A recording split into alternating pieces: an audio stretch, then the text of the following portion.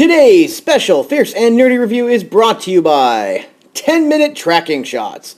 Shitty movies Ethan Hawke has to make to pay the bills while he's working on good ones, and female characters that exist outside of the imagination of a teenage boy. And how did you two meet? We met about 18 years ago. We sort of fell in love. And a decade later, we ran into each other. No. You wrote a book, and I read about it and went to look for it. It's pretty romantic. Julie Delpy and Ethan Hawke reprised their roles as Celine and Jesse for the fourth time, if you include Waking Life, in Before Midnight, to remind us what great actors can do with thoughtful, observant material. Happy Memorial Day weekend, everyone. I'm Joshua Malden, and I wanted to drop in with a special review to give you a heads up on a smaller film you may have missed amongst the throng of summer blockbusters. Before Midnight picks up some 9 years later, after Before Sunset, and finds Celine and Jesse married with two of the blondest twins you're ever going to see, struggling with what it means to be in love at middle age.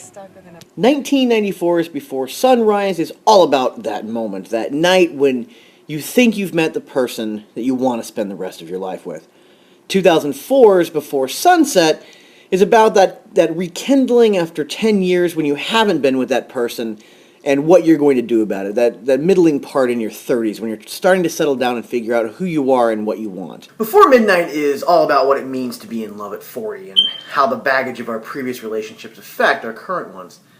The setups are the same as Before Sunrise and Sunset, but Midnight feels more pointed. I mean, sure, Celine and Jesse meander around discussing life, memory, death, sex, etc., but just as the characters have grown, so too is the focus.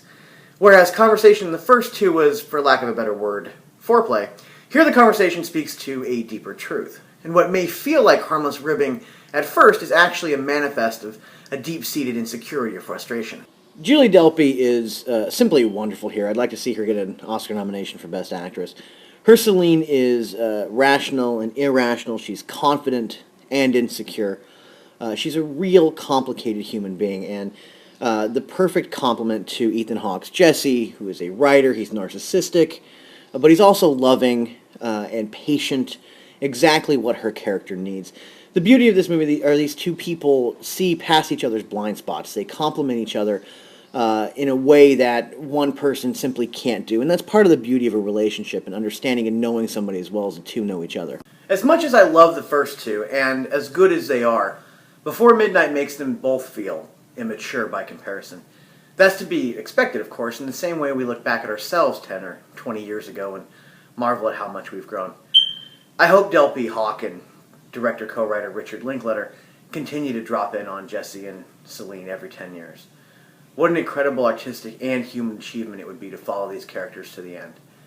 I, for one, in an unabashedly sentimental way, look forward to growing old with them.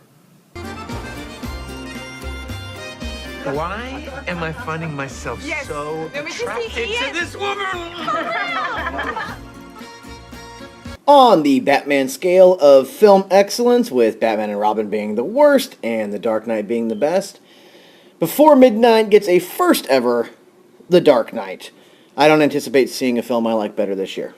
Don't forget to visit us at fierceandnerdy.com and on Twitter at fierceandnerdy.